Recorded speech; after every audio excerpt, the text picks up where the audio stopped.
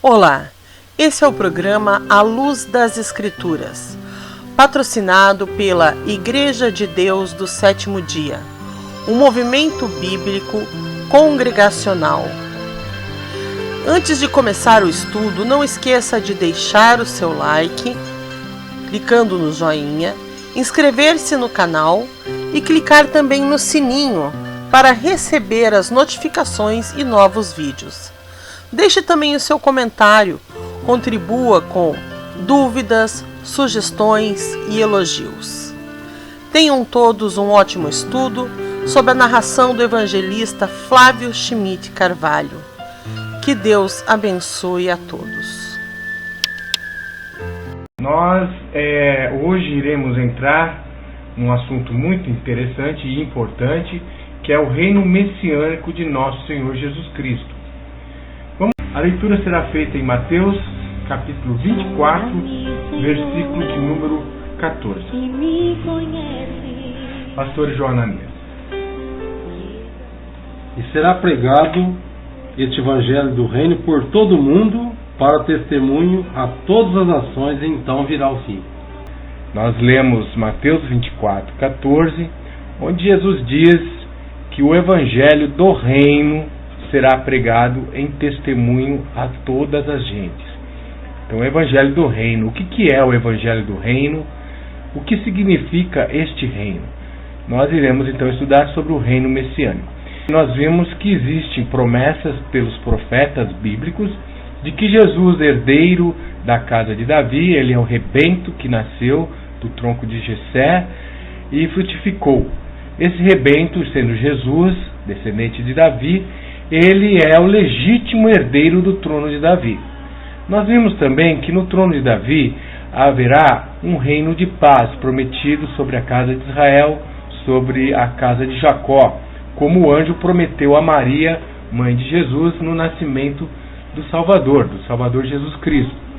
Essas promessas estão bem firmadas e calcadas em vários profetas da Bíblia, e era a esperança, e é a esperança de todos os cristãos, desde o tempo de Cristo até os dias de hoje.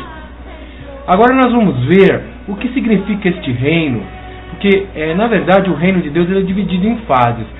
O reino de Deus nós poderemos dividi-lo em três partes, em três etapas.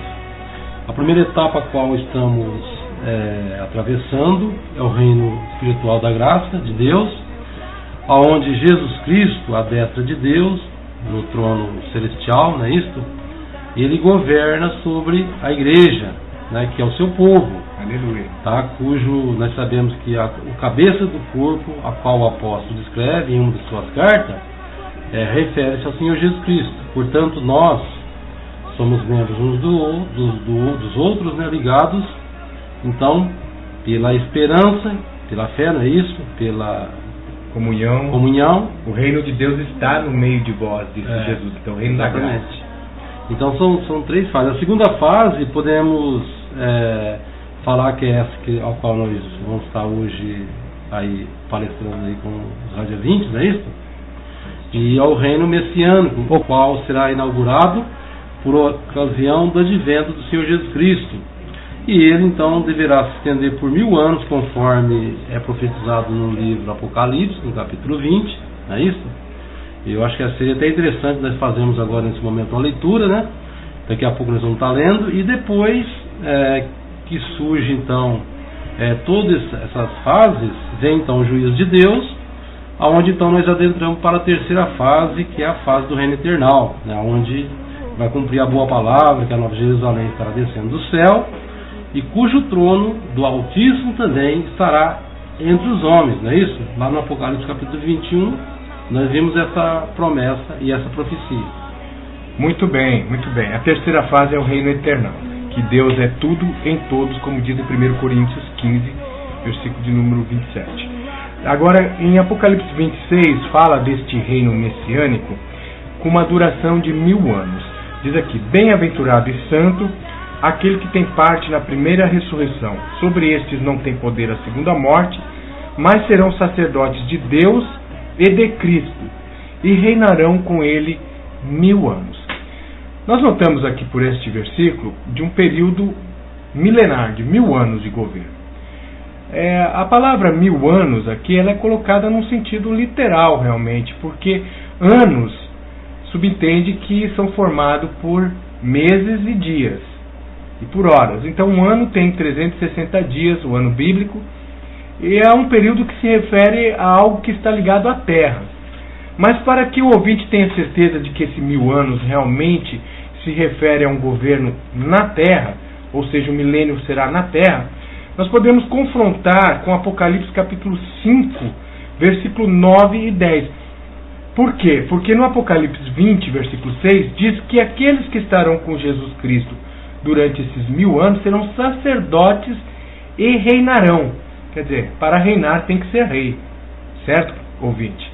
E no capítulo 5, versículo 9, diz o seguinte: E cantavam um novo cântico, dizendo: Digno és de tomar o livro e de abrir os seus selos, porque foste morto. Quem que é digno de abrir os selos do livro e que foi morto por nós? O Senhor Jesus. E com teu sangue compraste para Deus homens de todas as tribos, e língua, e povo, e nação. E para o nosso Deus os fizestes reis e sacerdotes, e eles reinarão sobre a terra. Veja, o ouvinte, que no livro de Apocalipse 5, verso 9 e 10, está bem explicitado de que, como reis e sacerdotes comprados pelo Senhor Jesus, reinarão sobre a terra. O período milenar será um governo sobre a terra, para cumprir as promessas do trono de Davi, um período de restauração. Este evangelho do reino, esta pregação do evangelho do reino, foi a mensagem central do Senhor Jesus Cristo. Mateus capítulo 4, versículo 17 e versículo 23, nós podemos notar nitidamente que o Senhor Jesus Cristo pregava o evangelho do reino. Versículo 17 diz assim: Desde então começou Jesus a pregar e a dizer: Arrependei-vos, porque é chegado o reino dos céus. Versículo de número 23, pastor João Ananias. E percorria Jesus toda a Galiléia, ensinando nas sinagogas, pregando o evangelho do reino e curando toda sorte de doenças e enfermidades entre o povo. Então, qual era o evangelho que o Senhor Jesus Cristo pregava? Era o evangelho do reino. Quando nós falamos de um reino, nós entendemos de um rei, nós entendemos de um território, nós entendemos de súditos do rei e governantes que ajudam o rei a governar. Isso é o evangelho do reino. Na oração do Pai Nosso, nós mencionamos a respeito disso. Não é verdade, pastor João Ananias? De fato. Como que nós mencionamos? Nessa oração nós pedimos a Deus que o seu reino venha sobre nós, não é isso? Na nossa oração, modelo que foi ensinado pelo próprio Jesus Cristo. Nós pedimos então ao Pai que o seu reino venha a nós. E que a vontade dele seja feita na terra, assim como no céu. Então nós pedimos esse reino para vir para a terra. Esse reino. Certo? Nós não falamos, vamos ao teu reino, ou entendendo que vamos para lá. Mas nós falamos que lá, o que existe lá, venha para cá. Para cá o reino de Deus. Você já percebeu isso, ouvinte? Que na oração do Pai Nosso você está invocando a vinda do reino de Deus para a terra?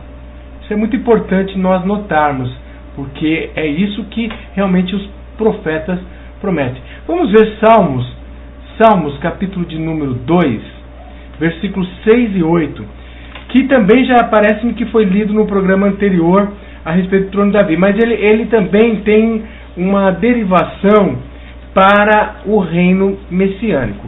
É Salmos 2, versículos 6 ao 9. Vamos ler. Eu, porém, constituí o meu rei sobre o meu santo monte Sião. Proclamarei o decreto do Senhor, e ele me diz: Tu és meu filho, e hoje te gerei. Pede-me, e eu te darei as nações por herança, e as extremidades da terra por tua possessão. Com vara de ferro as regerás, e as despedaçarás como um vaso de oleiro.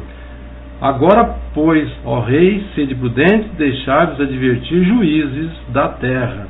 Muito bem, olha lá. Deus ungiu sobre o monte de Sião, em Jerusalém, o seu ungido rei, para reinar.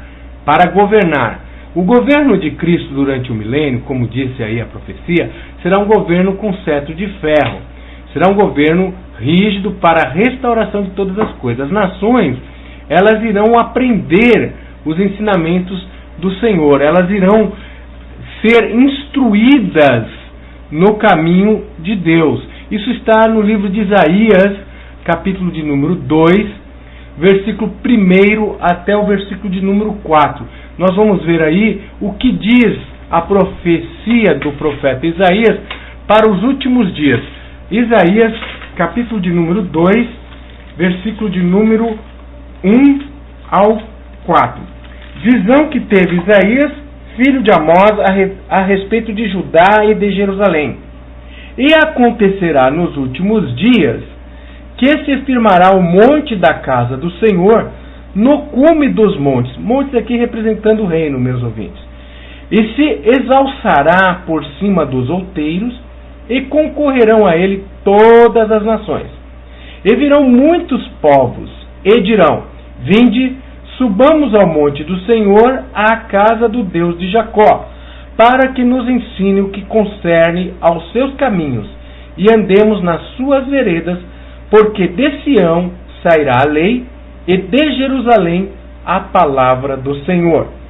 E ele exercerá o seu juízo sobre as gentes, e repreenderá a muitos povos, e estes converterão as suas espadas em enxadões, e as suas lanças em foices.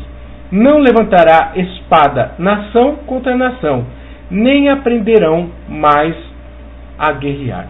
Que maravilhoso, né, pastor João Ananias? De fato, isto é algo maravilhoso, né? A qual o povo de Deus, o servo de Deus, espera. Essas são as promessas do reino, o qual todos nós estamos aí granjeando, até por ocasião do cumprimento desta boa palavra. Muito bem. Uma coisa interessante que nós queríamos passar para todos os nossos ouvintes e irmãos também, veja que interessante, na ONU existe um monolito lá, que está escrito esse versículo aqui de Isaías capítulo 2, que as nações converterão suas espadas e lanças em arados e em enxadas, né, em material de agricultura. Isso está bem na sede da ONU nos Estados Unidos. E nós sabemos que a ONU, com todo o poder que ela tem, ela não conseguiu levar a cabo essa profecia. Quem realmente vai trazer paz e vai fazer com que as nações não mais guerreiem entre si, será o Salvador, o Senhor Jesus, porque ele nasceu para ser rei. Quando ele estava perante Pilatos, Pilatos perguntou: mas tu és rei? E ele disse: sim, para isso eu vim ao mundo, mas meu reino agora não é deste mundo. Quer dizer, no momento em que ele veio para oferecer seu sacrifício, ele ainda não estaria governando como rei em Jerusalém. Mas agora, ele disse na passagem lá de João capítulo 20, porém, quando Jesus voltar nas nuvens do céu, o livro de Apocalipse diz que ele será rei dos reis, senhor dos senhores. Isso é profetizado largamente pelos profetas. E essas profecias são incondicionais. Ou seja, elas irão se cumprir. Elas não dependem de nenhum fator, não dependem de nada. Elas vão se cumprir. Isaías capítulo de número 34, versículo de número 18 diz: buscai e lede o livro do Senhor, porque nenhuma dessas coisas faltará ou falhará, porque a própria boca do Senhor ordenou, e o seu Espírito mesmo as ajuntará. Isso aí realmente é algo maravilhoso, né? E conforme o evangelista colocou, para ver como que era a esperança, né, do reino de Deus ser manifesto aqui na terra, né? A esperança em Jerusalém, a gente pode fazer uma leitura bíblica, né, para a nossa consideração no livro Evangelho de Lucas, capítulo 19. A gente pode fazer uma leitura do versículo 11 até o 19, não é isso?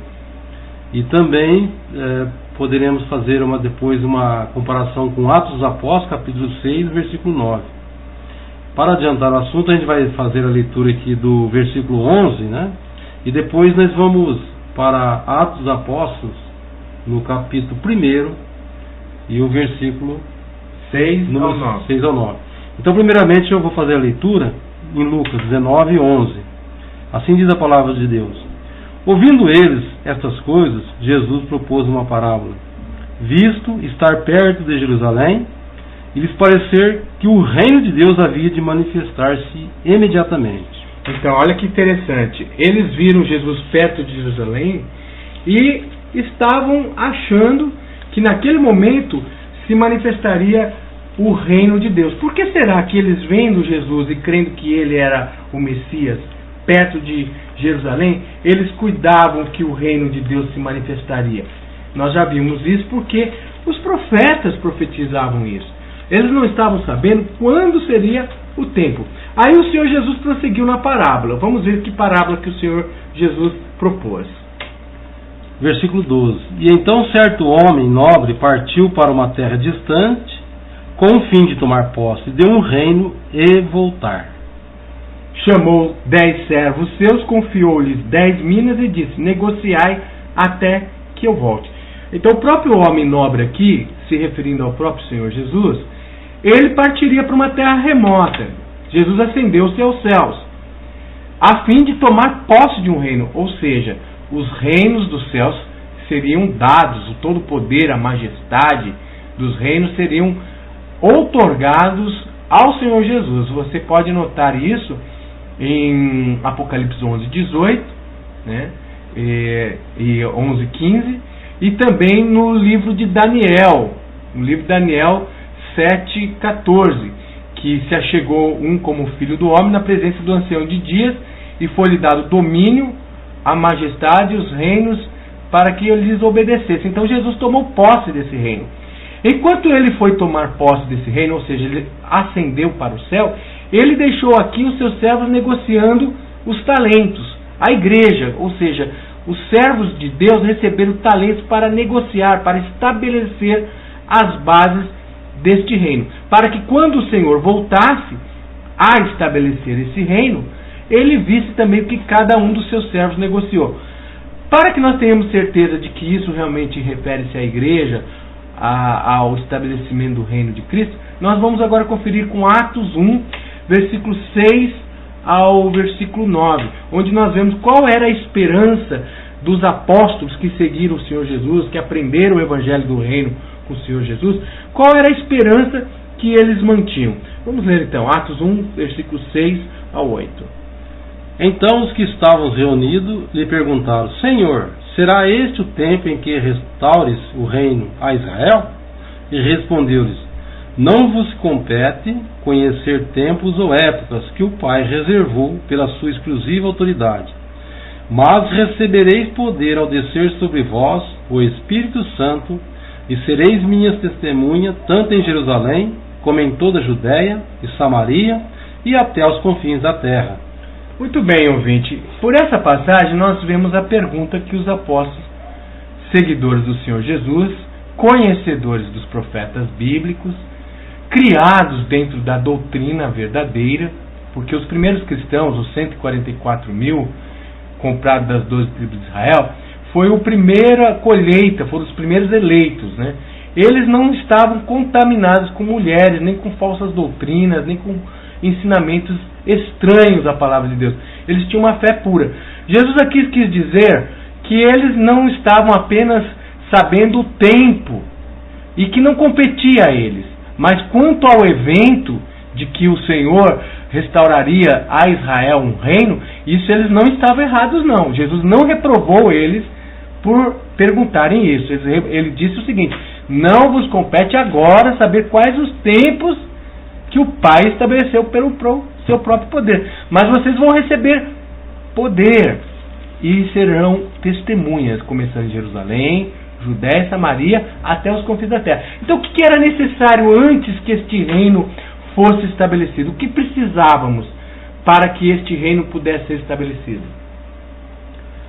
Precisava que cumprisse, né, todas as profecias, né, isso bíblicas, e que a igreja, né, no caso, que recebeu aí os talentos, granjeasse para adquirir mais talentos. Portanto, a importância, né, de cada um que servimos a Deus, de estar levando essa palavra, né, a outras almas. Pregando o evangelho do reino. Isso, o evangelho genuíno, não é isso? E tem uma passagem bíblica também, num dos profetas, Amós, que fala que o Senhor nosso Deus, ele estaria levantando o tabernáculo de Davi, não é isso? Nós no programa passado falamos sobre o trono, né, de Davi e o seu herdeiro, né, o qual é o Senhor Jesus Cristo, e agora as promessas que esperamos que seja cumprida ao seu tempo. Por isso o Senhor Jesus não replicou os seus discípulos ao dizer quando estaria o reino. Mas, no entanto, a única coisa que ele divertiu foi no tocante à época, não é isso, evangelista? O tempo. Então eu vou fazer a leitura aqui no Amós, capítulo 9, onde tem a promessa também desse período, né, de restauração a Israel, que é o povo de Deus, né, espiritual, a qual nós sabemos que hoje é composto de nações, tribos e línguas, porque esse evangelho deveria começar em Jerusalém, Judéia, Samaria e até os confins da terra. Então, portanto, a todas as nações. Então, assim diz a palavra do Senhor em Amós capítulo 9, do versículo 11 ao 15. E naquele dia levantarei o tabernáculo caído de Davi, repararei as suas brechas, e levantando-o das suas ruínas, restaurá-lo-ei como foram nos dias da antiguidade, para que possua o restante de Edom e todas as nações que são chamadas pelo meu nome, diz o Senhor que faz estas coisas. Eis que vem dias, diz o Senhor, em que o que lavra segue logo ao que ceifa, e o que pisa as uvas ao que lança a semente. Os montes destilarão mosto, e todos os outeiros se derreterão. Mudarei a sorte do meu povo de Israel, reedificarão as cidades assoladas, e nelas habitarão. Plantarão vinhas e beberão o seu vinho, farão pomares e lhes comerão o fruto. Plantá-los-ei na sua terra, e dessa terra que lhes dei, já não serão arrancados, diz o Senhor teu Deus. Muito bem, essa promessa, ela se refere tanto à restauração espiritual de Israel e à igreja, vindo aí a grande multidão formada por gentios, homens de todas as tribos, línguas e nações e costumes, onde, através de Cristo, unindo o povo de Deus num só corpo.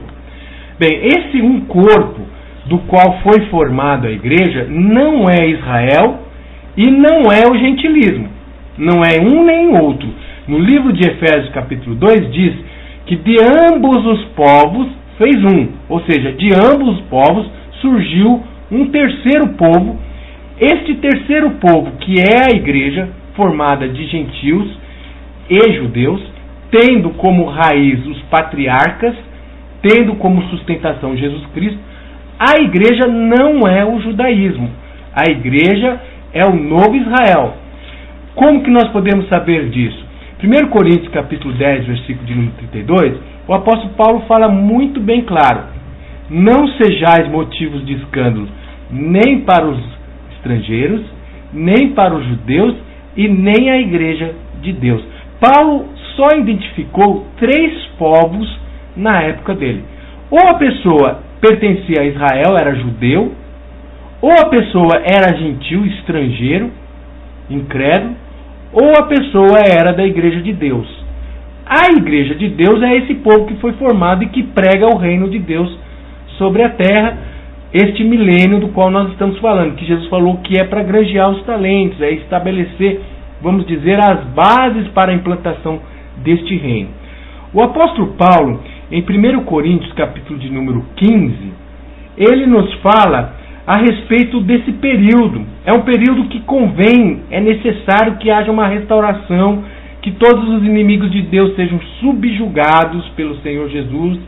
A igreja estará compartilhando em corpo eterno juntamente com o Senhor Jesus neste reino. Então, um resumo do qual o objetivo, por que vai haver, ouvinte, esse período de 1000 anos.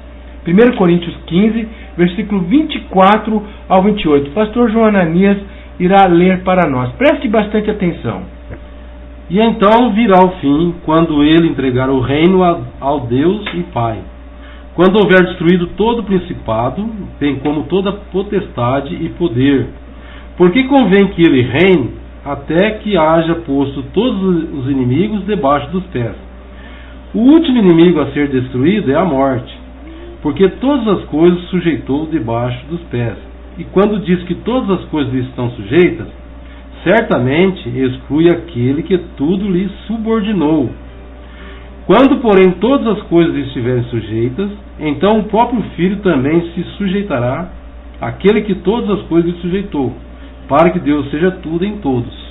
Então, para que Deus cumpra toda a obra dele, que o princípio da obra de Deus era um planeta em que habitasse a justiça, a paz, um planeta perfeito, um paraíso, ele então envia Jesus Cristo para que esse período de 1000 anos, todos os inimigos de Deus sejam subjugados, sendo que o último inimigo que vai ser subjugado e destruído é a morte. Nós vamos encontrar lá no livro de Apocalipse, capítulo 20, a morte sendo destruída no lago de fogo.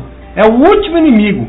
Quando a morte estiver sendo destruída e for totalmente destruída, novos céus e nova terra. Foi ali que João viu novos céus e nova terra. Aí que a Nova Jerusalém desce. Não existe, nós não encontramos a Nova Jerusalém vindo para a terra antes de ser destruída a morte, o último inimigo, como Paulo diz. A Nova Jerusalém só vem para a terra depois que o último inimigo for destruído.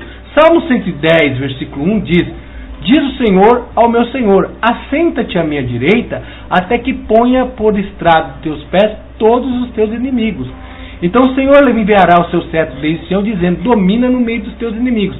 Salmo 110, 1, 2 está falando exatamente dessa promessa em que o Messias prometido, cheio de autoridade e poder dado por Deus, ele vai governar com vara de ferro juntamente com a igreja. E nós iremos participar desse governo, vamos governar os restantes das nações, nós vamos provar que no milênio, viu, pastor João Ananias? Muitas pessoas creem que não vai ficar nem raiz nem ramo aqui na terra, que não vai ficar nenhuma flor, nenhuma árvore, nenhuma plantinha sequer de pé quando ocorrer o reino. Será que é exatamente isso que o profeta Malaquias quis dizer? Raiz e ramo literais que não vai ficar? Ou seria outra coisa? Pastor João Ananias, o que o pastor pode comentar sobre Malaquias 4, que diz que nem raiz nem ramo ficará? O que ali explica realmente de fato? Olha, ali o profeta de Deus, ele refere-se às iniquidades, né, aos pecados, né? Ao ímpio, né? Ao ímpio, porque nós sabemos que a morte, ela é o salário, não é isso? Justo do pecado, porque todos, né, na semelhança de Adão pecados, e por isso então veio, né, aí a morte como salário. Mas graças a Deus, né, que nos deu a vitória por intermédio do Senhor Jesus Cristo. E sabemos que agora o dom gratuito da vida é o Senhor Jesus Cristo. Então quando ele refere-se a ramos e raízes, da semente má, não é isso? Do poder maligno. E isso não vai ficar mesmo na terra, ele vai ser desarraigado. Olha, o que o ouvinte pode ver: porque eis que aquele dia vem ardendo como forno, todos os soberbos e todos que cometem impiedade serão como palha, o dia que está para vir os abrasará, diz o Senhor dos Exércitos, de sorte que lhes não deixará nem raiz nem ramo. Mas para vós que temeis o meu nome, nascerá o sol da justiça, e salvação trará debaixo das suas asas, e saireis e crescereis como bezerros no cevadouro, e pisareis os ímpios, porque se farão cinza debaixo das plantas de vossos pés, naquele dia que farei, diz o Senhor dos Exércitos. Veja bem, se os ímpios vão se tornar cinzas debaixo dos pés dos salvos, onde que os salvos vão estar, pastor João Ananias? Os salvos vão estar sobre a terra, não é isso? Que é onde será implantado então esse período restauradouro, conhecido biblicamente, profeticamente, por reino messiânico, a qual o evangelista já fez a leitura, né? Está ali profetizado pelo João, né, do Apocalipse, no capítulo 20. E é um período muito importante, a qual nós gostaríamos de conferenciar com aí os prezados Rádio 20, uma característica desse período importante que o profeta Isaías comentou no capítulo 65, aqui a partir do versículo 17, eu vou fazer a leitura até o versículo 25, depois o evangelista vai estar comentando, que diz assim, ó: pois eis que eu crio novos céus e nova terra, e não haverá lembrança das coisas passadas, jamais haverá memórias delas, mas vós folgareis e exultareis perpetuamente, no que eu crio, porque eis que eu crio para Jerusalém alegria e para o seu povo regozijo. Exultarei por causa de Jerusalém e me alegrarei no meu povo, e nunca mais se ouvirá nela nem voz de choro e nem de clamor. Não haverá mais nela criança para viver poucos dias, e nem velho que não cumpra os seus dias. Porque morrer aos 100 anos é morrer ainda jovem, e quem pecar só aos 100 anos será amaldiçoado. Eles edificarão casas e nelas habitarão, plantarão vinhas e comerão do seu fruto. Não edificarão para que outros habitem, não plantarão para que outros comam, porque a longevidade do meu povo será como o da árvore, e os meus eleitos desfrutarão de todas as obras das suas próprias mãos. Não trabalharão debalde ou em vão, e nem terão filhos para a calamidade, porque são a posteridade bendita do Senhor, e os seus filhos estarão com eles. E será que antes que clamem, eu responderei, estando eles ainda falando, e eu os ouvirei. O lobo e o cordeiro pastarão juntos, e o leão comerá palha como boi. Pó será comida da serpente, e não se fará mal nem dano algum em todo o meu santo monte, o reino, o governo. Assim diz o Senhor. Assim diz o Senhor. Então, o ouvinte crê nessa passagem. Eu acredito que se o ouvinte é crente e crê em toda a Bíblia, deve crer. Essa passagem vai se cumprir. Mas quando que ela vai se cumprir? Quando que morrer de 100 anos será ainda jovem? Quando que o povo vai ter a longevidade como os dias da árvore? Quando que o cordeiro vai morar junto com o lobo? Nós sabemos que hoje o lobo, ele é carnívoro, ele é feroz. Ele, se você deixar junto com uma ovelha, ele vai destruir a ovelha, ele vai realmente almoçar, jantar a ovelha, né? A mesma coisa um leão. O leão é bravo. E nós sabemos que a ferocidade dos animais, elas vieram em virtude do pecado do homem. Mas que período é esse que está falando que o leão vai comer palha como boi, que o cordeiro e o lobo vão pastar juntos, que a serpente não vai fazer mal nenhum? Isso também se encontra em Isaías capítulo 11, que a terra vai se encher do conhecimento do Senhor, como as águas cobrem o mar, que um menino pequeno vai guiar um leão, um leopardo, uma criança ainda desmamada vai meter a mão na cova do basilisco e não vai acontecer nada. Essas profecias se referem justamente ao período de restauração, de regeneração, que é esses 1000 anos que convém que Jesus reine até que haja posto todos os inimigos debaixo dos seus pés. E por falar nisso, será que o Senhor Jesus também mencionou esse período? Em algum lugar das Escrituras o próprio Senhor Jesus falou desse período de regeneração? No livro de Mateus, capítulo de número 19, versículo 27 e 28, nós já comentamos, mas voltamos a encaixar essa passagem muito interessante, onde demonstra claramente que Jesus diz que esse período vai existir. Ele chama esse período de regeneração. Mateus 19, versículo de número 27 e 28. O rádio ouvinte pode acompanhar conosco e vai entender como é interessante, como é importante esse conhecimento e que o Senhor Jesus confirma a ele. Jesus respondeu, ou melhor, voltando aqui ao versículo 27, diz assim, e então lhe falou Pedro, eis que nós tudo deixamos e te seguimos. Que será, pois, de nós? E Jesus lhe respondeu, em verdade vos digo que vós, os que me seguistes, quando na regeneração o Filho do Homem se assentar no trono da sua glória, também vós assentarei em 12 tronos para julgar as 12 tribos de Israel. Olha aí, nitidamente o Senhor Jesus, neste momento em que Pedro fez a pergunta, e essa pergunta de Pedro, eu acredito que era um anseio dos demais apóstolos. Concorda, pastor João Ananias? Porque todos deixaram os seus afazeres seculares, né? Nós sabemos perfeitamente que o Pedro era um pescador, né, de peixes, né, não é isso? Era também casado, porque nós vimos numa passagem que Jesus curou a sua sogra, então deixou ali sua casa e começou a seguir o mestre. E perguntou isso, Mateus, né, e os demais, João, né, Tiago. Então, em outras palavras, poderiam perguntar assim para o Senhor, né, Jesus, eis que nós vamos deixar tudo, né? Qual seria então o nosso, digamos, ordenado, né, nosso salário? Nossa recompensa. Mas Jesus, né, já pensando nesse período, né, da restauração de todas as coisas, já ali promete a ele que eles se assentariam sobre 12 tronos, ou seja, 12 tronos, cada um dos apóstolos. Em Jerusalém.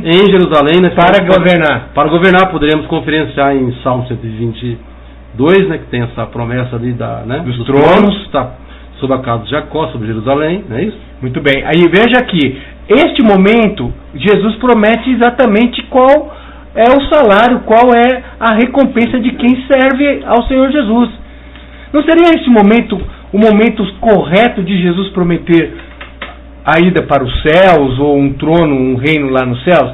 Não, Jesus aqui ele diz claramente que o reino será na terra, sobre as 12 tribos de Israel, num período de regeneração.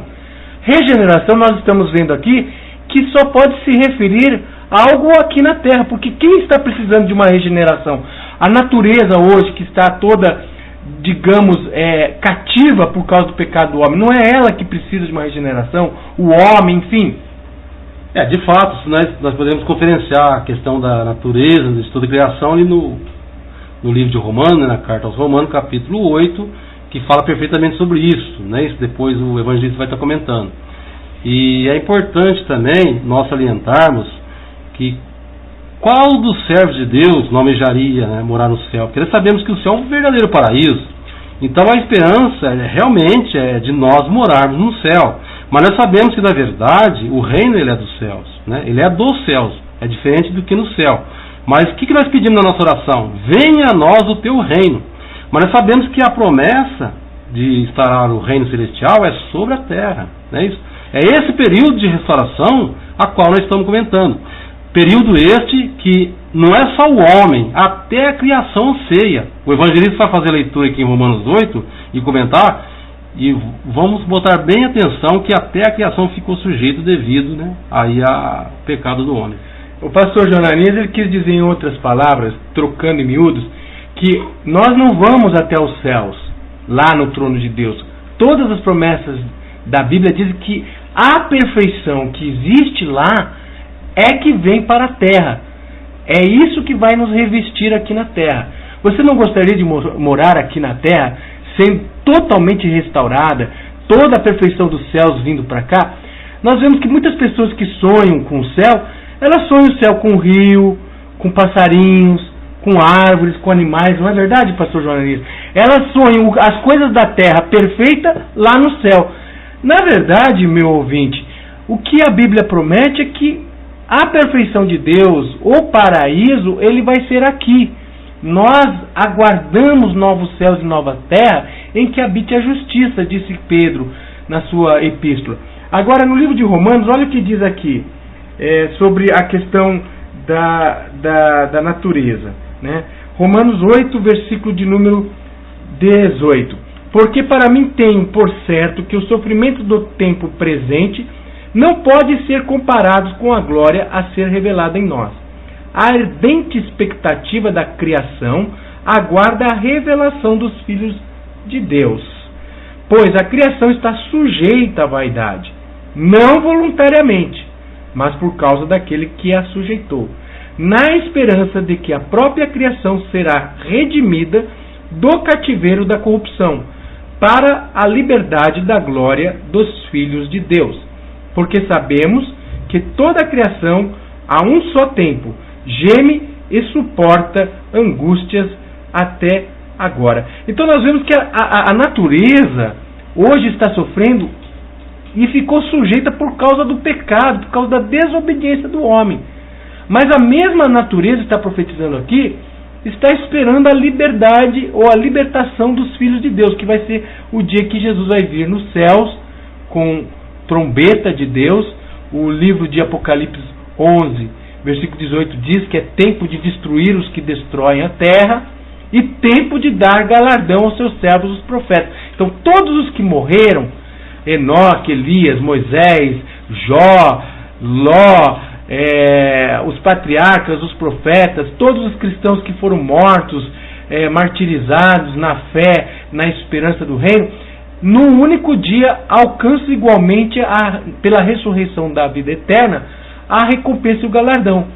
E Jesus destrói os que destroem a terra e liberta a natureza dessa servidão. Ou seja, então a mensagem que diz que toda a natureza vai ser destruída, ela não está condizendo com a mensagem que Romanos 8 está nos falando. Está dizendo que a natureza vai ser libertada juntamente com os filhos de Deus. Caríssimo ouvinte, você quer participar desse reino maravilhoso que o Senhor Jesus vai implantar? Essa esperança que foi a esperança dos apóstolos, dos servos de Deus, é a esperança do Evangelho do Reino de Deus, o verdadeiro e genuíno Evangelho do Reino. Haverá sobreviventes, como nós já falamos e comentamos, nós vamos discorrer em passagens que provam que haverá sobreviventes sobre a face da terra. Isso está no livro de Isaías, capítulo de número 24, versículos 5 ao 6, e também no livro de Zacarias, capítulo de número 14. Isaías 24, versículos 5 ao 6 vai provar que vão restar restante das nações para que este reino exista.